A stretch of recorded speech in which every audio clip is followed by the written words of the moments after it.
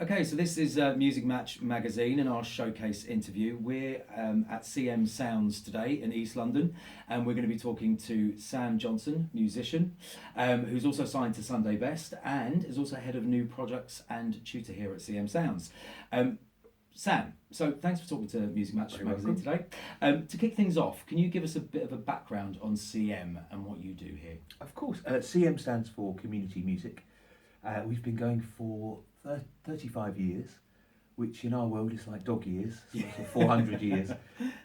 35 years providing predominantly free access music education to people who haven't historically been as well served in the more traditional and statutory environment. So that could be anyone really, from people perhaps have been excluded from school and mainstream education through to people who just haven't got on with that more traditional model of music education.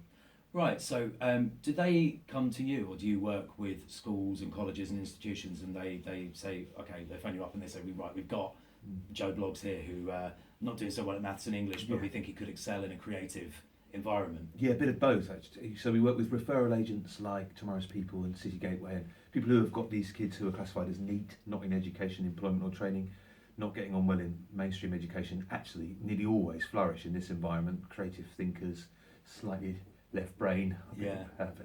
I can imagine they're quite tricky to teach sort of geography Yeah. and maths to, but they love music and the Yeah, arts. because I mean, I guess this is a passion of theirs, or maybe even an unearthed passion, something they didn't realise That's the point. they were particularly gifted at. Because Exactly. obviously, in inner city schools, sometimes music departments are criminally underfunded, and they don't have the exposure that they would have here. I think the big thing is that, if, in terms of statutory education, it's becoming more obsessed with sort of quantifiable outcomes, if we can go that deep, and rights and wrongs, and whereas we all know music to be far more sort of exploratory than that, and there aren't so many hard and fast rights and wrongs. Yeah. So those people that have kind of suffered in that environment and found that a bit kind of too much really enjoy that idea that you can, I mean, sort of encourage failure in this world. Absolutely. Well, I mean, I guess music as an art is subjective anyway. So Of I course. guess that failure isn't necessarily how it's measured. No. Success or failure. No. It's really about authenticity and the passion behind it. Absolutely. And all of that. Brilliant.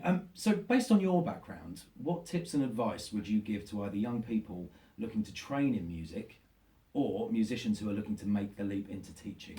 Yeah. I know that's two questions there. Yeah, they are. And we sort of see them a bit like that as well. I think anyone wanting to follow their passion to make music, or start off, or even just kind of see if they have a passion for making music, I mean, that has to be absolutely looked after and supported and loved and given as much focus and care as you can. It's such a critical time. If you're looking at starting out on a musical journey, then you have to have that support from people that care and understand and realise how important that is, and how much time it can take, and how you do have to mess up and go through all of those kind of highs and lows.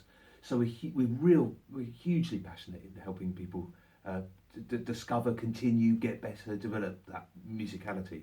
So I mean, I guess what you're saying is that in order to be a successful tutor, particularly in an environment like this, you have to be empathetic, you have to be nurturing, Yeah. and you have to be passionate. I mean, those would be key. Yeah, 100%. Yeah. Yeah, I mean, those are absolute givens for, I think, for teaching, although unfortunately they're not always the case. Well, that's yeah. I mean, that's Yeah. exactly what we'd be looking for, entirely that.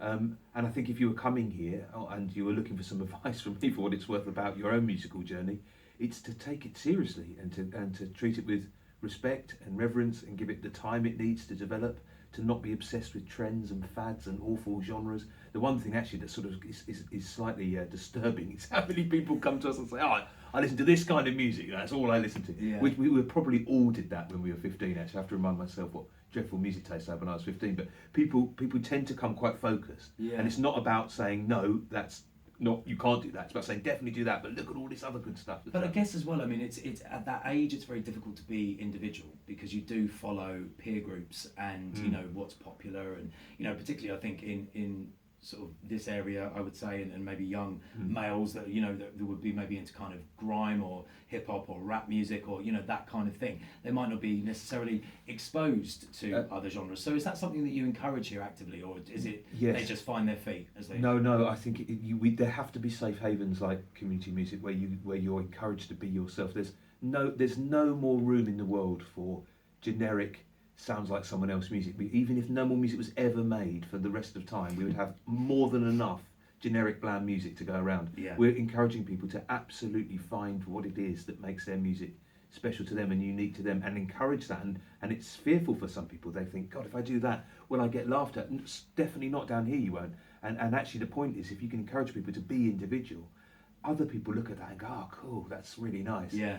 Kids aren't as judgmental as they're given the bad press about. No. They just need some support to help them go, it's all right to do that. Well, I think that's it, isn't it? I mean, if they're in an environment where they know that they can say things and be open, and they're not going to be ridiculed for it, because they're in a situation with people that are peers that are in the same boat as them. Absolutely. Yeah, and then of course you've got your tutors, who are actively encouraging people to just, not be afraid to experiment and try new things, and musically, obviously. It's a construct, unfortunately, of it's one of the bad byproducts of the industry is that it's become obsessed with hiving things off and categorising stuff. Yes. It's not really in human nature when you come to the arts. If you think about it, really, until you're exposed to that side of the world, you don't really distinguish on that kind of is it cool or not basis. No. You just go, I like that, that's good fun. Yeah. That's what we try and get. And discover it for yourself, yeah. Which is great. Okay, well, obviously with Music Match Magazine and our subscribers, we have a large percentage of people that are looking to break into the industry. So, yes. Any from 16 upwards. But we also have, a lot of session musicians. So there'll be musicians that have been on tours, possibly with signed artists, possibly on well-paid gigs, and they're coming off it. And one of the questions we often get asked is, well, what can I do now? Yeah. And we always say, have you looked at teaching? Have you looked at tutoring? Yes. Because it's actually incredibly fulfilling, and it can be as a career. And it doesn't necessarily have to be a full-time career. It can be something in between, those sort of paid gigs where you're off touring the world. So what's your criteria for selecting tutors? So we have subscribers who are watching this now who want to know how they can contact you and approach you. Do they have to be classically trained, or is it based on a one-to-one interview, or based on their experience? What is it that you would look for? The fact that someone's expressed an interest is a really good starting point, actually. And if they've gone to the trouble to find us out, or even start that process of thinking about wanting to do it, that's nearly always quite a good sign. We'll always chat to somebody. We don't discredit anybody, really. They don't have to have anything in terms of, there's no prerequisite for this much traditional knowledge or this much sort of industry experience. We're interested in meeting someone and getting a sense of, do they look like someone that could communicate an idea? Do they have the passion? So they have to fit into the ethos of CM, and also chemistry as well, I guess, with the rest of the team. And yeah, ethos of CM makes it sound a bit like we're kind of running some sort of brutal state, but it is. But we do. I mean, it is about finding people that want to do it. Yes. I think not that you were suggesting this, I know, but I think one of our slight worries is that people think, oh God, my career's coming to an end, I better do some teaching. Yeah. Whereas actually teaching for us is as special as your own career, and needs to be treated as such. And I mean, it's actually incredibly special because you've got the power to inspire or horrifically put people off the idea of making music. But also, it's a great creative outlet as well, isn't it? Because if you've reached a kind of stalemate in your career, whatever age, just, it's frustrating, it's not going anywhere for you, you haven't met the right producers or fellow musicians, you come into this environment, you're instilling wisdom and knowledge that you've learned to younger people who then look up to you or look at something that you've done that they can then merge into their own sound, and so you could have a really good collaboration there. I guess that's something that you actively encourage here as well. Yeah, I mean, any experience that you've had in your own music world is really valuable to draw on as a tutor. I really think that's right. And you've probably been through a load of situations where you've learned a ton of stuff, lots of things not to do usually, and that's really good to pass that on. I think there's a slight concern sometimes that people bring their baggage with them into a classroom, and you never want to put someone off. You might have had a bad experience as an artist, but that could be a personal thing, and that shouldn't be necessarily brought into a group of kids who are all impressionable and going, oh, crikey, in a terrible time, I won't do that. But it is, definitely, all your real-world experience counts massively in your favour as a teacher. And I mean, I think there's a big difference between realism and pessimism. Yes. I mean, realism, yes, the industry is incredibly hard, incredibly competitive, but it's not. It's for the love as much as anything else. You may need to be realistic and look that it's not going to make you millions, but you can definitely forge a career if you work with the right people, make the right connections. Obviously, we've had a quick look just around MCM today, and really impressed with the setup that you have here. Great. But you actually have your own purpose-built theatre, right, as well? Yes. How beneficial is that in training students in the art of live performance? Yeah. Because I find, when we've come across like recordings or we've been sent material, you think, oh, this sounds incredible, and then you go to see a gig and you think, who is singing that? It's hard to put them together. So do you find that when they're combating nerves or honing those skills, that performing here and training here in a sort of safe, non-judgmental environment is really beneficial? 100%. I think the live program that we do, it's called Music Space. well, it really runs from age 6 all the way through to 19, and taking young musicians, producers, and bands and getting them into the idea of performing live, because often people's first experience with music these days is computer based. Yes. So there's that transition to get that live, but for young bands as well, yeah, 100%. It's incredibly intimidating, isn't it, to play live for all of us? Yeah. But massively so when you're doing it for the first, second, third time. I think there's some pretty unscrupulous promotion going on, unfortunately, at the moment as well. So the more we can do to help people to have some ownership over the knowledge of what it takes to perform live, what you can ask for as a monitor mix, what you can realistically ask for as a monitor mix, how to perform, what you look like when you're playing live, what you sound like, all of those things. But I think that's exactly it. I think one of the things that we've definitely found from live events that we've done, and you know, some of our team are musicians who have toured Yes. and have done gigs and everything else, is that it's knowing what to ask in those situations. Yes. You know, what to ask the sound engineer, you know, reverb, you know, what's coming out of the desks, you know, what's coming out of the speakers in the front, you know, things like that you're afraid to ask about when you don't know about. That's right. And also there's that idea of perfection as well, which is that 9 out of 10 people who go to a gig would never clue if somebody messed up. Yes. You know, unless it was a complete disaster, Yeah. they wouldn't. And so Yeah. there is also that pressure, I guess, to get absolutely everything right. Whereas actually, more often than not, something a little bit raw and something a little bit more, you know, where musicians or artists get lost in the performance. So is that something that you kind of encourage? You're not looking for perfection. You're looking for people to just feel comfortable and convey their music in an authentic way. So these big quarterly gigs that we put on, where we encourage everyone across our programs to come and play live, to come and be involved. So you get this lovely mixture of people towards the end of their learning who are really good, you know, technically good, and people who have just started. And it's a celebration. It's absolutely the opposite of a talent show. It's not someone wins, the rest of you lose. Such a horrible format. Horrible, that, you know, the whole winner thing is so sort of distasteful.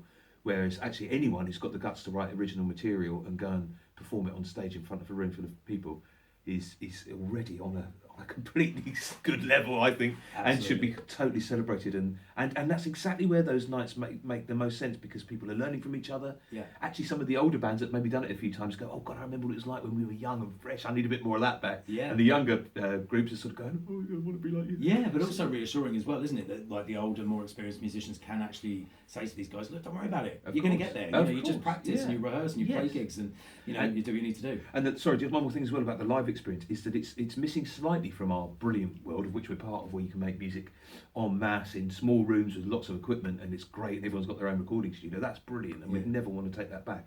But it does unfortunately slightly foster a generation of musicians who are working on the whole on their own with headphones on, looking at a screen. Yes. So for them to experience that elation of and nerves and sort of trepidation, and then you do it, and then that euphoria of yes, I've make a got complete it, idiot of myself. It's really that's really strong, and that has to come back into part of music education again. I think maybe we've become a bit obsessed with computers over the last 10 years or so. Yeah, I mean it's the ease, isn't it, and convenience. Of course, really, they're brilliant. We everything use else. them as well, but But a bit of both. Yeah, bit of both. Absolutely. I think that's the key thing. Definitely. Okay, so what would you describe as a success story from CM? What makes it all worthwhile for you and the team? We get asked this, and it's always really hard to answer, because on one hand we've got what you would understand as success stories coming out of CM all the time. We've got incredible producers who've gone on to work with Ed Sheeran and Britney Spears. We've got all of those sort of industry success stories. They come out all the time, and they're wonderful and they're very satisfying, and to feel like you might have helped them get to that point. The ones, to be totally honest, that are far more satisfying, not far more, but equally sometimes more satisfying, are not very glamorous. They're people like, I can't mention names on this because it's unfair, but they're people that you worked with 5 years ago who wouldn't have looked you in the eye and came from really troubled backgrounds and were very hard to work with, in fairness, and who actually, if I'm being really honest, when you first saw them you kind of went, oh God, this is going to be hairy, and who have now moved through all the youth programmes and have just qualified off the foundation degree, the first people to do higher education in their family ever. They may not go on actually to have a career as an artist, but as people grown. Through music, they have completely turned it round. Yeah. So and it just highlights how important the arts are. Oh, God. In developing skills, and how they get sidelined in favour of these kind of like traditional basic subjects that actually some people just aren't naturally good at, and it is the way you're wired up, And also, I mean, it turns into, I hope this won't turn into a political rant, but also it's so short-sighted because no one knows what on earth the world of employment will look like in 10 years. You cannot know. No. The things you can only guarantee will still be useful are the ability to think creatively, the ability to work with other people and communicate effectively with them, the ability to have a sense of humour, to know when to compromise. Those things will never go out of fashion. They're absolutely the key parts of making music.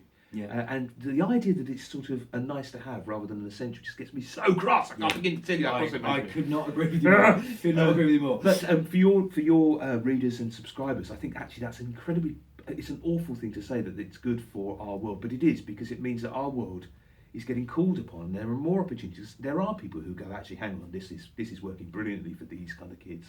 So I think the opportunity to work in some areas where we might not have worked historically is really opening up now. Yeah, brilliant. Okay, so I want to ask you now, who at the moment do you admire in the industry? Who, and it could be anybody. It could be somebody, you know, you work alongside, or somebody from afar, or somebody you've worked with in the past.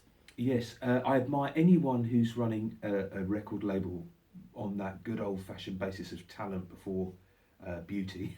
Definitely, obviously, I would say that. I do admire them. I mean, I'm lucky enough to be signed to Sunday Best. I think Rob DeBank, that runs that record label, he's a great man, and has put a lot of himself on the line to make sure things like Bestival and his label and his radio shows. And Bestival's still, Festival's a brilliant festival. It is, and it still has. I mean, that lovely little kind of area in the field where they have all these unsigned bands play. Definitely. And they still encourage that actively and run those competitions. And he supports a music club on the Isle of Wight. No one knows about that. He doesn't go around banging on about it, but that all comes out of his own pocket. So I love that. I admire any artist who is fresh and brave and honest. Honesty is what I really admire. Yeah. I listen to a lot of music all the time, and lots of it's absolutely stunning. But one thing that I feel isn't as often come across as it should be is honesty. You hear a lot of repeated lyrics, you hear a lot of themes kind of regurgitated, and a lot of stuff that you realise has had the edges knocked off it. Again, unfortunately, probably by people who are a bit scared that it might offend some people, or it might not work to a mass market. But it's the edges and the things in between the rights and wrongs and those kind of quirks that I think make music worthwhile in having. Absolutely. So it's hard to put names on those because that changes all the time. But I think anyone who's working in the industry and able to hang on to a bit of that is doing a really nice job. Brilliant. Okay, and can I ask you, what is the best bit of advice you've ever been given about working in music? I think the best bit of advice I ever got, it applies across all things. It was when I was suffering quite a lot with stage. I wouldn't say it was stage fright. It was probably stage fright, like we all have stage fright. But I was getting really nervous before gigs ages and ages ago. And the guy whose band I was in at the time said, try and remember that nerves or anxiety and excitement run on the same neural pathways. And every time you're feeling nervous, try and think to yourself, well, actually, am I feeling excited? Yeah. And that's actually that's not confuse the two emotions. Yeah. So before every lesson, you still get nervous as a tutor, but you hopefully think, actually, I am excited about teaching this lesson. Yeah, because you don't know what's going to happen. That's a random bit of advice, but it's definitely true. And the old classic of never sign anything you haven't read. Definitely now. Definitely now. Okay, so finally, what's in store for the future with CM? Oh, community music's an amazing place at the moment. I think our 35 years of solid graft to ensure that we've got this breadth of programming, which means you can start as a 6-year-old and work through all of our programs and go on and do a degree. It's just fantastic. I just feel very sort of emotionally attached to community music. It does exactly what I believe music should do. It says we don't mind who you are, where you come from, what your ability is. We just want you to be honest with yourself and committed to the cause, and then we'll completely support you to do whatever you want. So it's an amazing place to work from that point of view, and we've just got plans akimbo for the next sort of, hopefully in 35 years and beyond. It's just, I think we're more necessary than ever, us and the people that we work with in the sector. I really do. I hope that doesn't sound too boastful, but I think without organisations like ours, there isn't that support for the grassroots, which there has to be, and you see it everywhere. The grassroots is getting cut. Great venues are going. Yeah. People are making a fuss about a bit of music being made in the venue that's always been there, and they've just moved into the new development. All of that horrible stuff's going on. But at the same time, there's places like us and others doing really good grassroots work. So it's the future's super rosy, because human beings will never stop making music because we love it. No, absolutely, and I think that's a good note to end it on, and I think that our subscribers will wholeheartedly agree with you. Good. So we've been really impressed, and thank you so much for taking the time Absolute pleasure to talk to us. So Sam, thank you Thanks. very much. Cheers, mate. Cheers, Nice thank one. you.